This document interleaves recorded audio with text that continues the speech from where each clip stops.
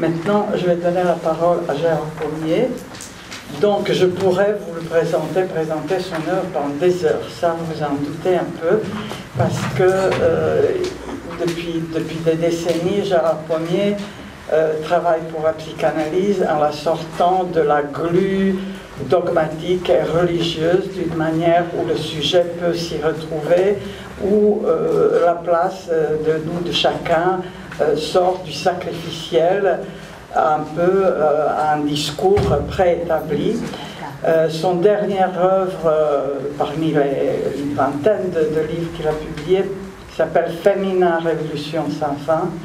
Je pense que Pommier, quelque part, vous me direz si je me trompe, est un révolutionnaire dans l'âme et il révolutionne aussi la psychanalyse. Il nous donne de la respiration, de l'air avec sa pensée. C'est toujours argumenté, érudit, élaboré. Jamais des affirmations comme ça lancées en l'air. Donc je suis très, très heureuse, très contente d'annoncer son intervention qui va porter sur le poète russe Khlebnikov. Merci beaucoup pour cette présentation sympathique. Donc je vais parler du poète russe Khlebnikov, qui n'est pas très connu en France. Il y a très peu de ses ouvrages qui sont traduits. Il se trouve qu'une personne de la fondation qui s'appelle Yulia Popova a écrit sa thèse sur ce poète Khlebnikov. J'espère que ça va être publié bientôt. Voilà. Donc ce poète Khlebnikov a été le maître à penser du groupe futuriste russe, le même groupe que celui de Maïakovsky, qui est beaucoup plus connu.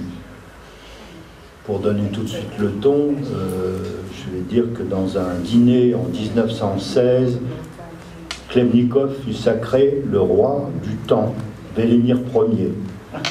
Vélimir Ier, c'est un vieux prénom russe, un vieux prénom slave, qui signifie « celui qui dirige le monde ».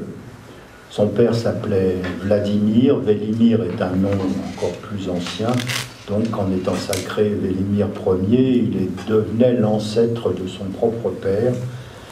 Et Vélimir créa aussitôt la Société des présidents du globe terrestre, qui devait compter 317 membres, parmi les plus remarquables personnalités du monde, de préférence des poètes, des inventeurs, des créateurs et des artistes.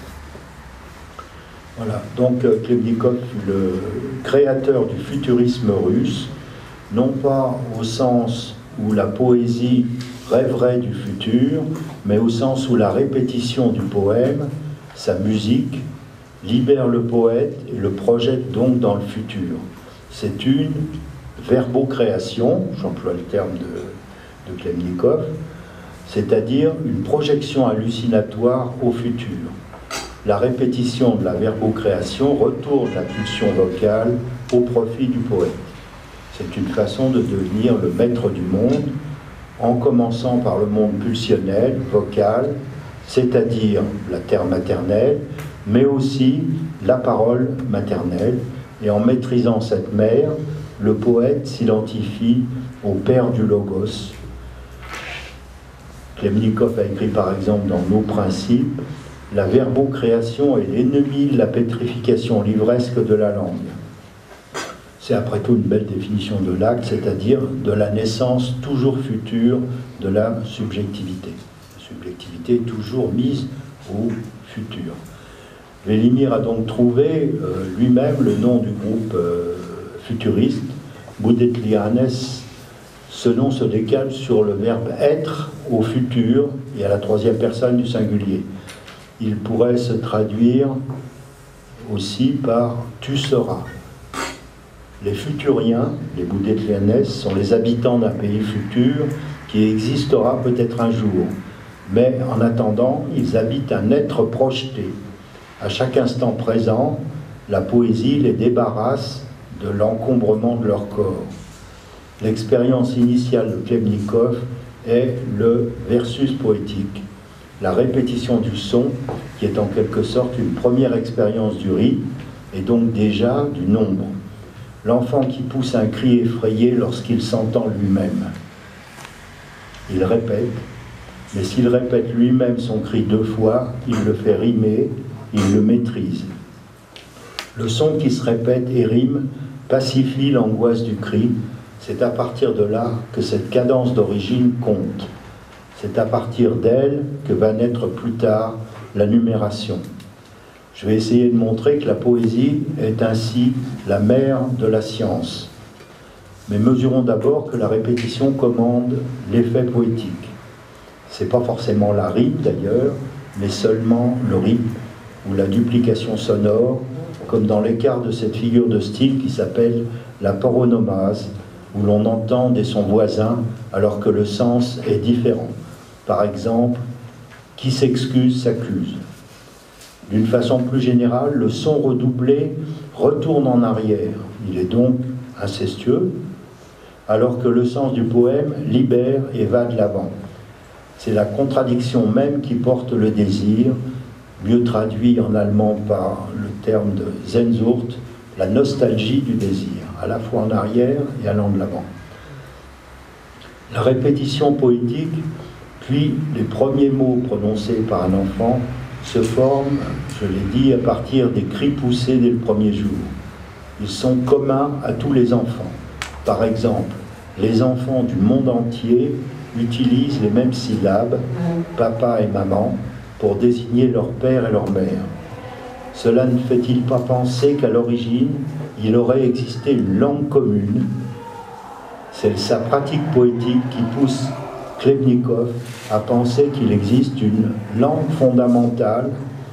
La poésie serait le précurseur d'une langue universelle qu'il appelle le Zaoum. C'est la langue des futuriens.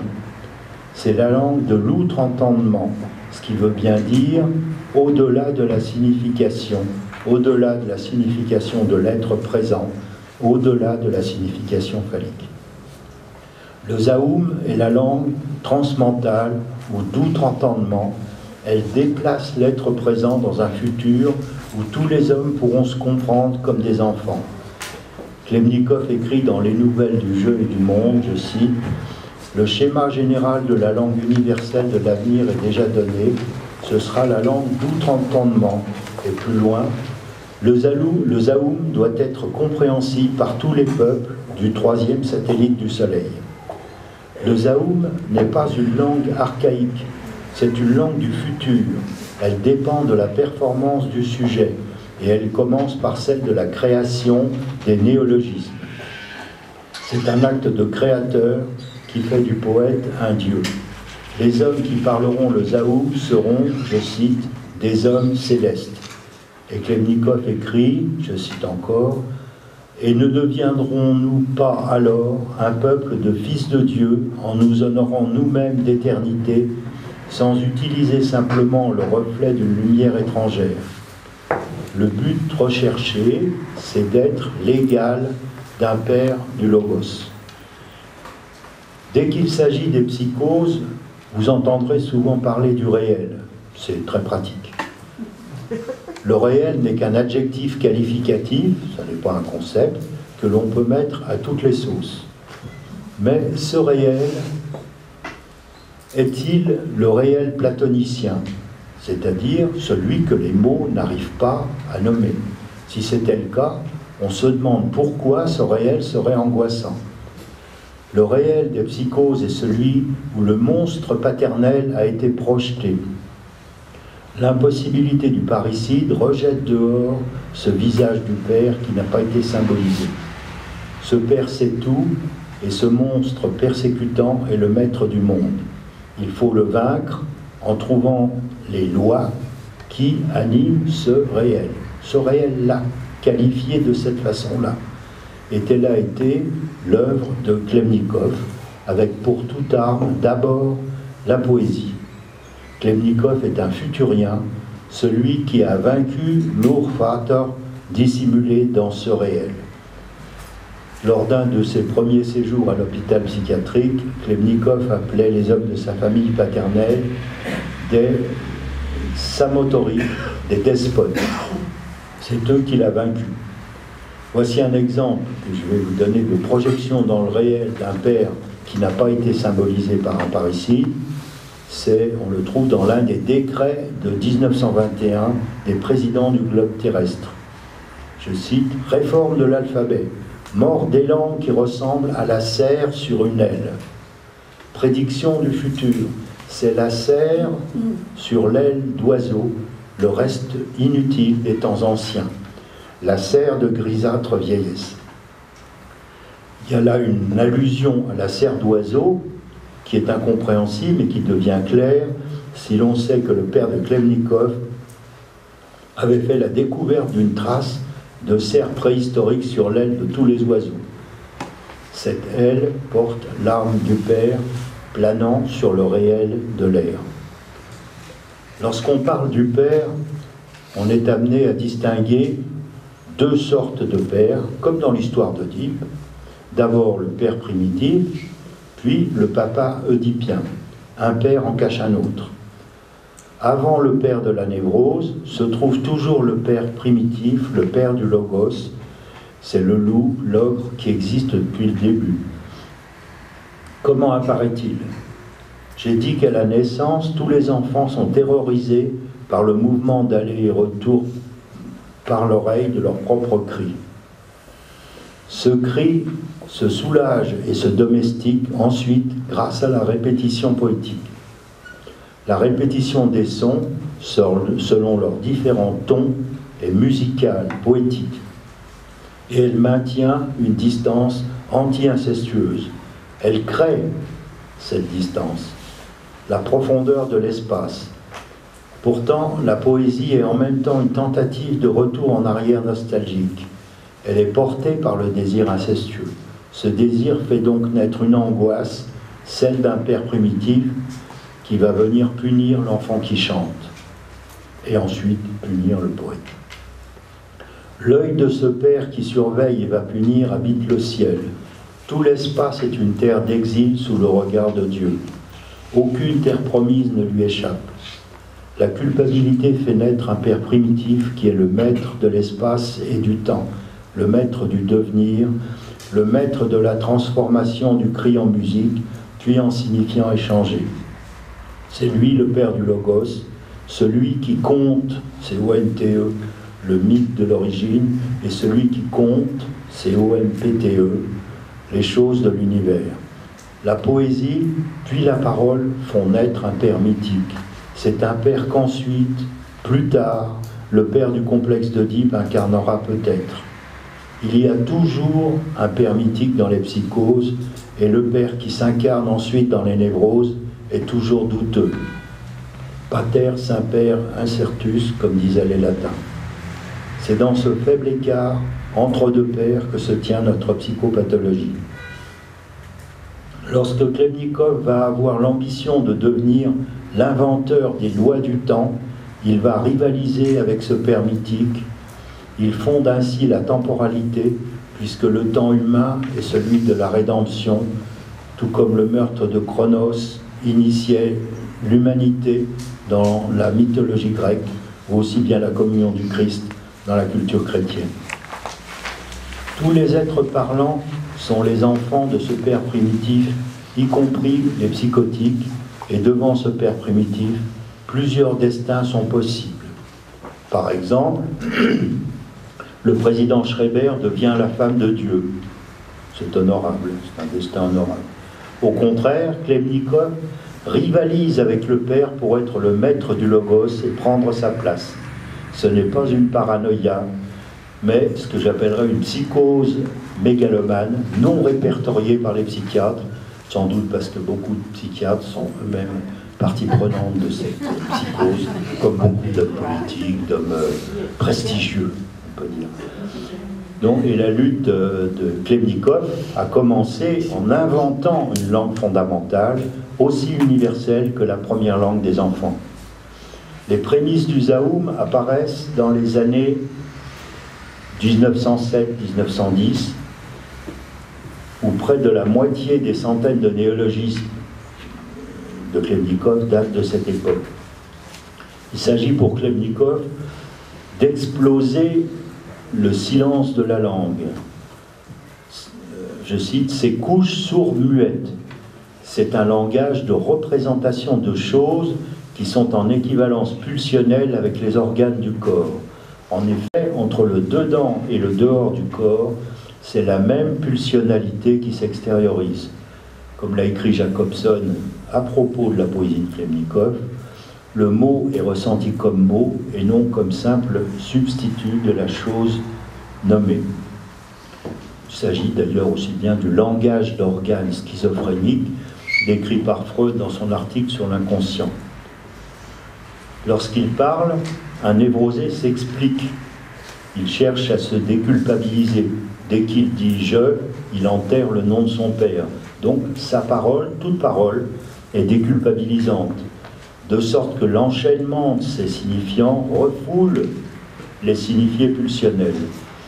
Au contraire, la langue fondamentale, le zaoum, tente de conclure une alliance entre les pulsions du corps et la pulsionnalité du monde, et cela grâce à la pulsion qui est à la fois vissée au corps et au corps du monde.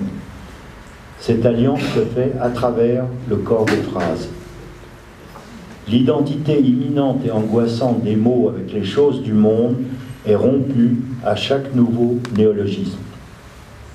La création d'une telle langue fondamentale, il faut voir sa durée dans l'histoire de l'humanité.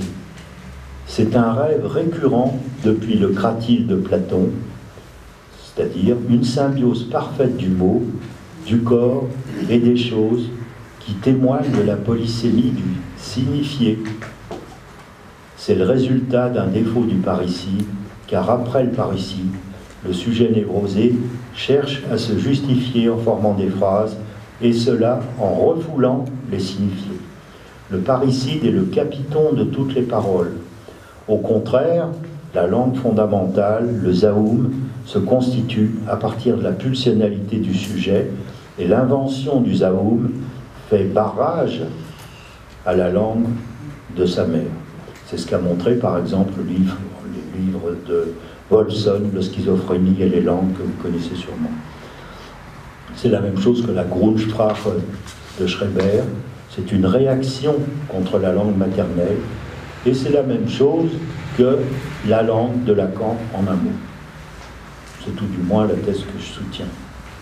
C'est pas la langue de la mère, la langue de Lacan, c'est la même chose que le zaoum ou que la Grundsprache ou que ce que Platon a décrit dans le Cratyle. C'est le texte fondamental pour comprendre justement les langues fondamentales. Voilà.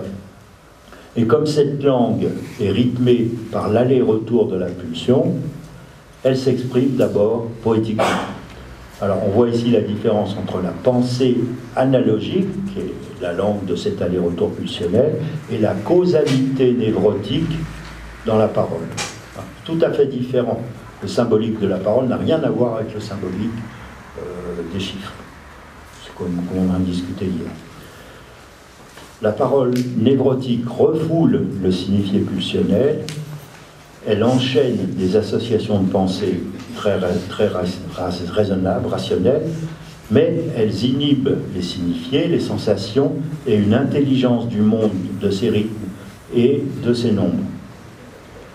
Le refoulement ouvre sans doute la porte de la survie, mais il embarrasse, il inhibe l'action. C'est pourquoi les psychotiques, qui n'ont pas cette bouée de sauvetage, sont des hypersujets, qui ne sont pas inhibés, comme le sont les névrosés. Et on peut les retrouver, ces psychotiques, à tous les postes de commande de l'art, de la poésie, de la peinture, des gouvernements, des stratégies guerrières. Et seule une petite partie d'entre eux perd de pied et sombre dans la folie, telle qu'elle se trouve dans les asiles psychiatriques. Et bien des psychiatres pensent, à tort, que la psychose annule la subjectivité. Les psychanalystes le pensent aussi d'ailleurs. Mais je vais en rester à l'œuvre de Khlebnikov, où on voit que paradoxalement, dans sa création poétique, dans son zaoum, le poète s'oriente vers le futur, tout en répétant une langue archaïque, passée, en employant des mots anciens, comme Schreber d'ailleurs. il faut cesser d'être un objet passé en se projetant au futur. Et c'est un travail sur la sonorité musicale par sa répétition dont il s'agit, c'est-à-dire sur le signifié, dont le son est en correspondance avec toutes les connexions pulsionnelles dans les mots et dans les sensations. C'est un langage qui s'apparente en ce sens à celui du rêve. Donc il s'agit d'un corps pulsionnel qui est aussi bien dedans dans les organes que dehors dans les sensations. On peut lire par exemple dans le poème Ya Irosija, je cite, « Et chaque gratte-ciel est miroir de ma chevelure, à chaque cellule de la ville de mon corps sont suspendus tapis et étoffes cramoisies. Les citoyens et les citoyennes de l'état de mon moi se sont agglutinés aux 1000 fenêtres de mes portes. En ôtant simplement ma chemise, j'avais donné le soleil au peuple de mon moi. Je me tenais sur le bord de la mer, et ainsi j'avais octroyé la liberté au peuple, aux foules du bronzage. »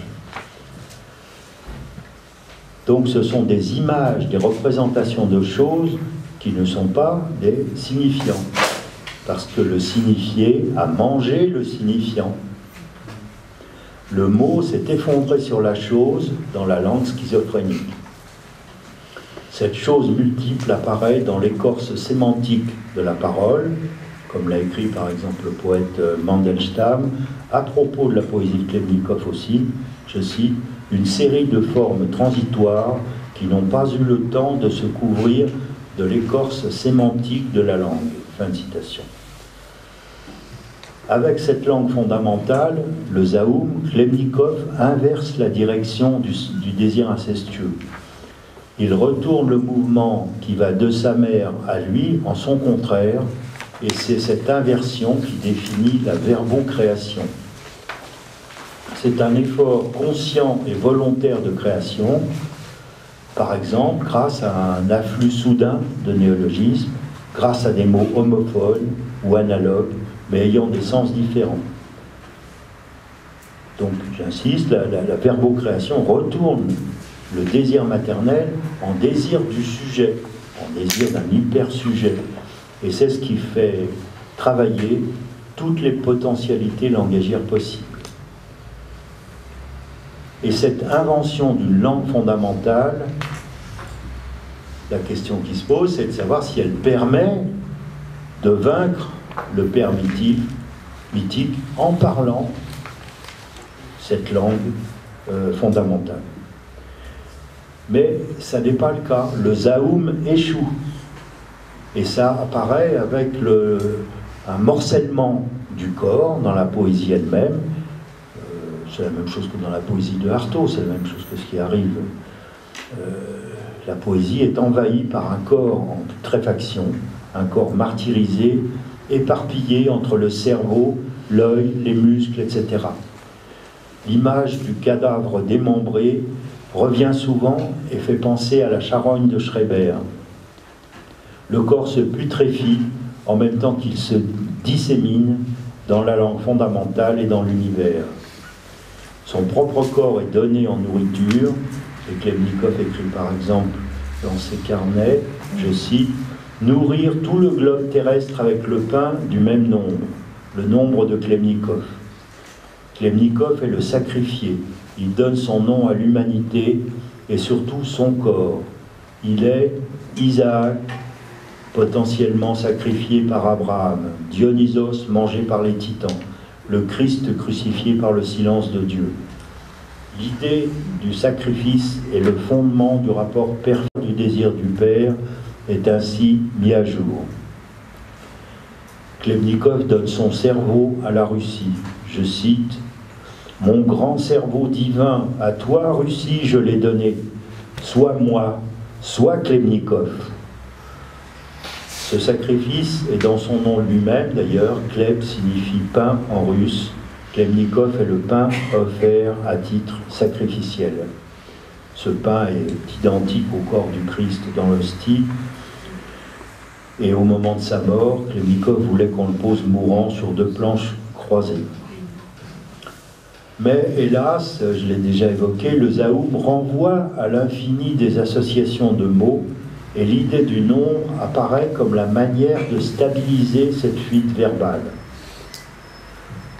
Voilà, c'est là que j'en viens, avec ce poète vraiment exceptionnel qu'est Khlebnikov. C'est qu'on voit trois strates de l'œuvre de Khlebnikov. D'abord la poésie, puis la langue fondamentale, puis le chiffrage. Elles sont d'abord surempilées les unes sur les autres, puis elles se déboîtent progressivement jusqu'à l'apothéose de l'invention de la loi du temps.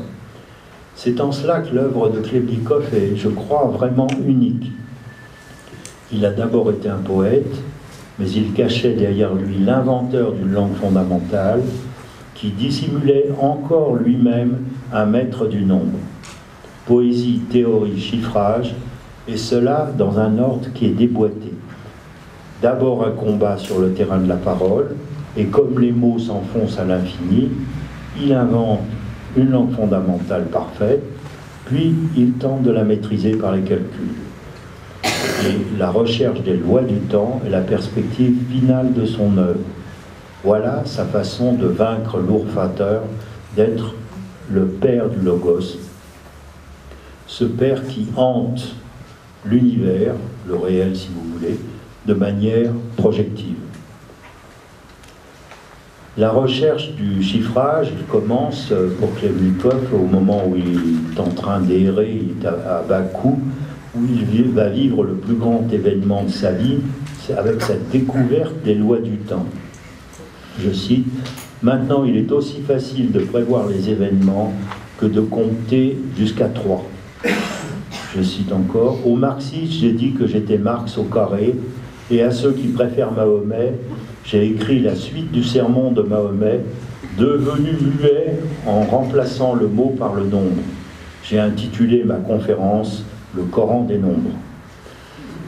Le premier événement retentissant qui met Khlebnikov sur la voie de la recherche des lois du temps, c'est une manifestation d'étudiants pour protester contre la mort de l'un d'entre eux, et Khlebnikov ne recule pas au moment où la cavalerie charge, et il se laisse arrêter en disant qu'il fallait que quelqu'un réponde de la mort d'un étudiant. De même, en 1905, autre événement marquant, c'est la défaite navale de la flotte russe à Tsushima contre les Japonais. Et même chose, il écrit « La première décision de rechercher les lois du temps me vint au lendemain de Tsushima. Je voulais trouver la justification de ces morts. » Donc il cherche à symboliser la mort représentée par ces événements. À défaut de son propre geste oedipien, donc projection dans le réel, Khlebnikov s'est exposé d'abord lui-même à la mort. C'est une mort qui extériorise la mort qu'il menace dans son rapport à la parole elle-même. Dans cette recherche, la défaite de Tsushima devient le plan projectif dans le réel du fantasme par ici, qui n'a pas été symbolisé pour lui-même. L'invention de la loi du nombre, le scientifique, le chiffrage, remplace le fantasme par ici. Dans la psychose de Khlebnikov, la mégalomanie pulvérise un père trop puissant et il s'agit de devenir le père du logos à la place de ce père primitif, finalement, grâce à la science. Dans la névrose, vous le remarquerez, c'est le contraire. Il ne s'agit pas du tout de remplacer le père, mais de le tuer, et cela tout en restant un fils coupable. C'est tout à fait une position différente. Alors, je vais faire une dernière remarque, si vous me permettez, c'est comment se construisent ces lois du temps. Comment Khlebnikov veut construire ces lois du temps. Eh bien, il mesure des périodes entre différents événements historiques, et il établit ainsi des nombres principaux, avec lesquels il calcule ensuite la date des événements à venir.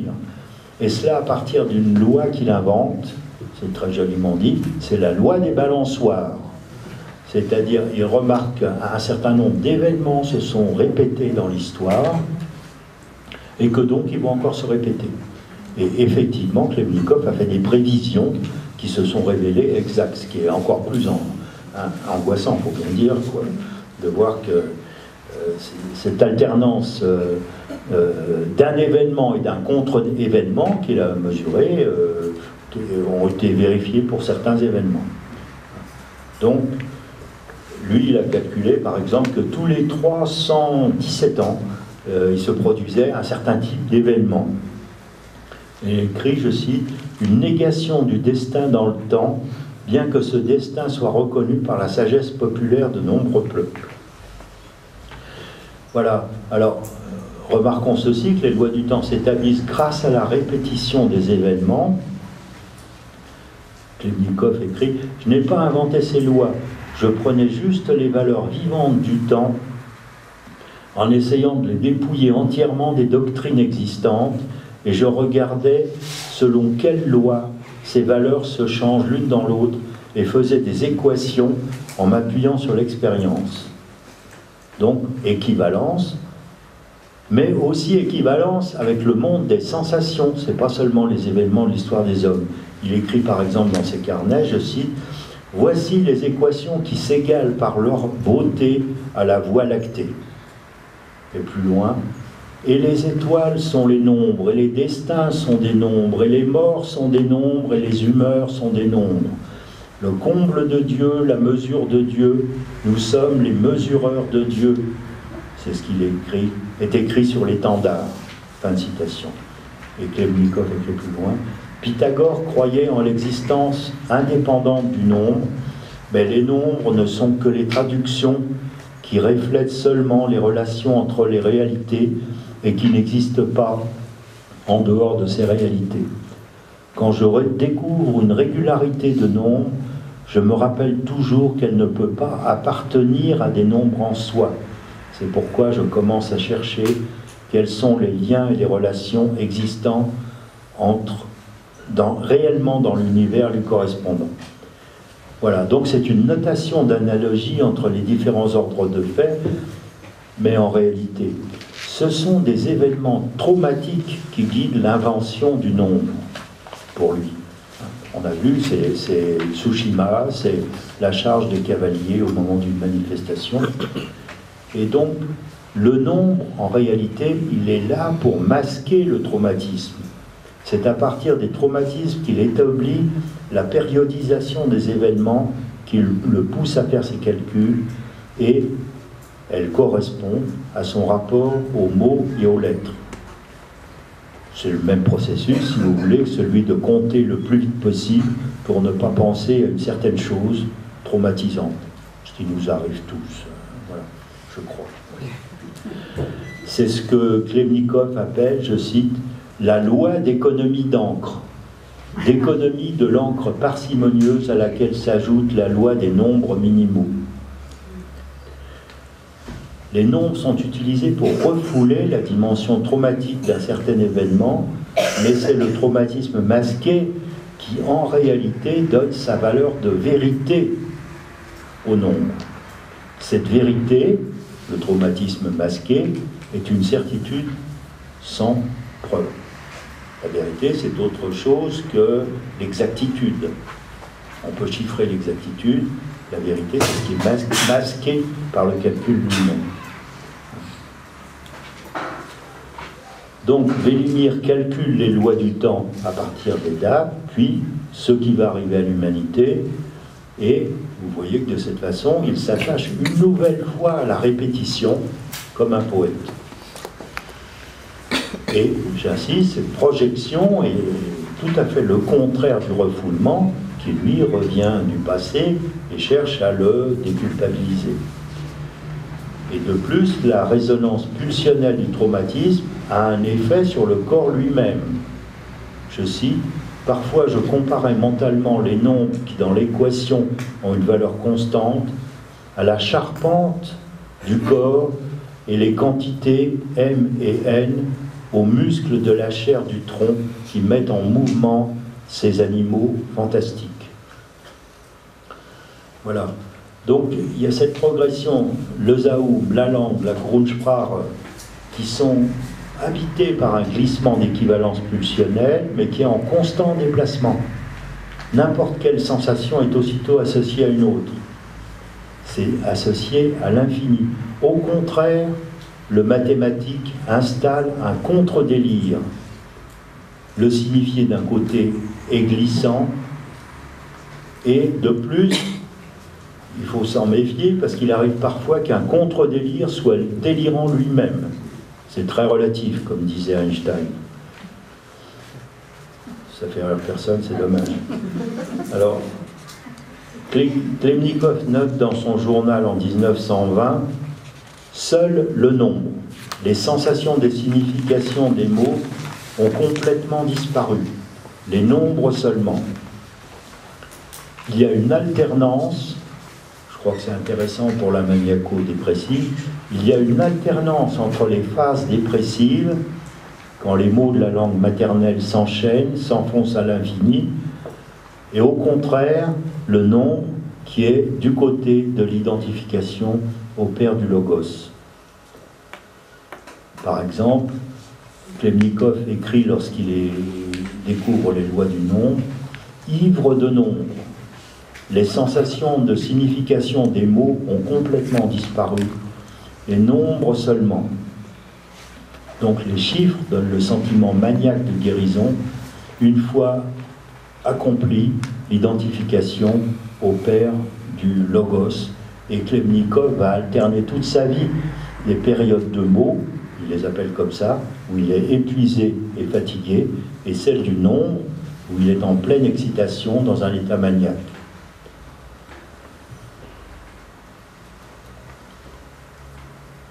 J'espère que je ne suis pas trop long. Les nombres sont le squelette de la dispersion du corps dans la langue et l'univers qu'on a vu auparavant. Hein. Par exemple, il écrit dans les tables du destin, je cite, « On voit clairement transparaître le squelette des nombres au travers de la chair de l'univers. » Donc le chiffre atteint une stabilité que le Zaoum n'atteint pas. Le mathème permet d'écrire quelque chose que la langue n'arrive pas à fixer. Donc voilà, hein, je crois que j'ai bien dégagé ça, j'ai essayé tout du moins, d'abord la poésie, le Zaoum, puis le chiffrage, 3 écritures successives, en quelque sorte. Voilà. Alors ça, je dirais que c'est avec ce qui est chiffré et qui arrive à arrêter le mouvement de la langue, qui arrive à faire barrage à ce qu'il y a de délirant.